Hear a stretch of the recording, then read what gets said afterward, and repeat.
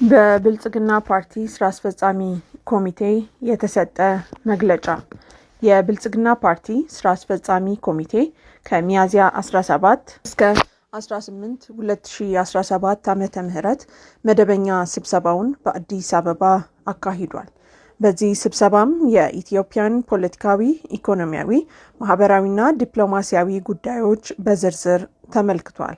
ኢትዮጵያ በ2018 ከተስፋ ወደሚጨበጥ ብርሃን ለመሻገር በ2023 የአፍሪካ የብልጽግና ተምሳሌት ለመሆን በ2040 ደግሞ ዓለም አቀፍ የብልጽግና አርአያ ለመሆን ያስቀመጠችው ራዕይ እንደሚሳካ የሚያረጋግጡ የስኬት ፍንጮች መታየታቸውን የስራ አስፈጻሚ ኮሚቴው አረጋግጧል።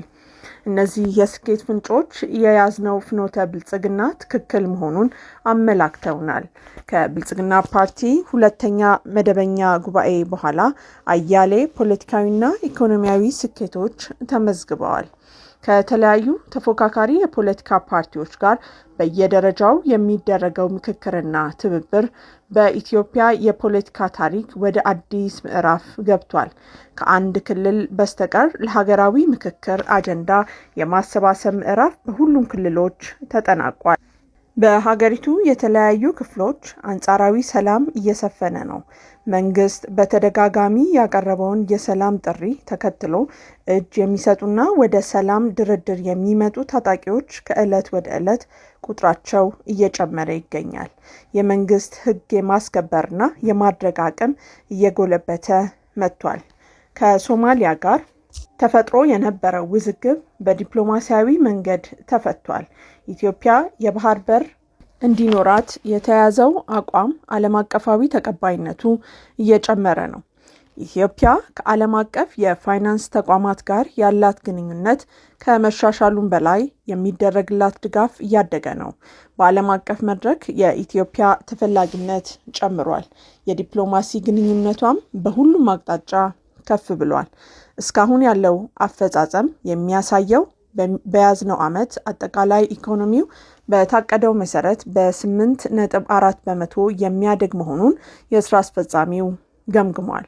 በዘርፍ ደረጃ ደግሞ ግብርና በ6.1 በመቶ፣ ኢንዱስትሪ በ12.8 በመቶ፣ ማኑፋክቸሪንግ በ12.0 በመቶ፣ ኮንስትራክሽን በ12.3 በመቶ፣ አገልግሎት ደግሞ በ7.1 በመቶ የሚያድጉ መሆናቸው ተገምግሟል።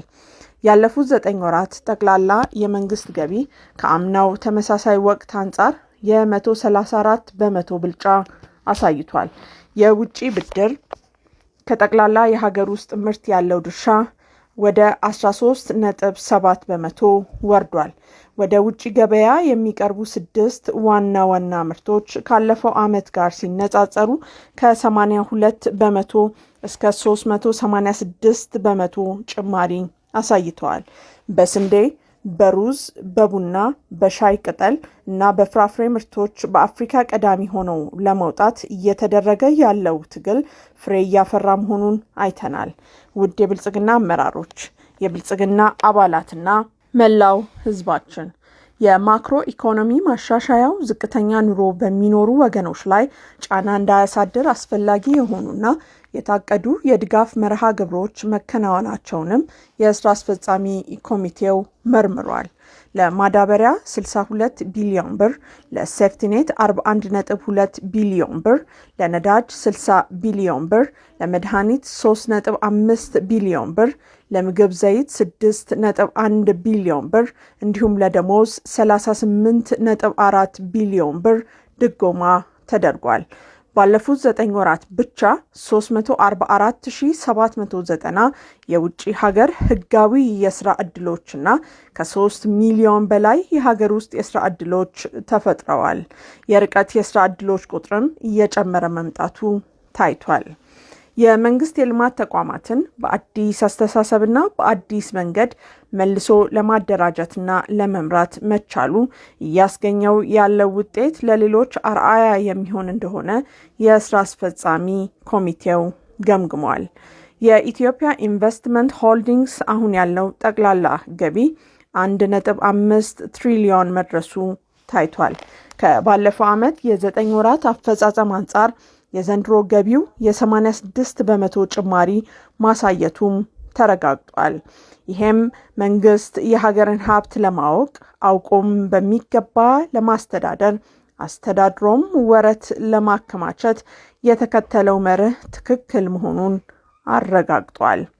የውጭ ምንዛሬ ክምችት እድገት ከባለፈው ዓመት ተመሳሳይ 9 ወራት ጋር ሲነጻጸር የ203.99 በመቶ እድገት አሳይቷል።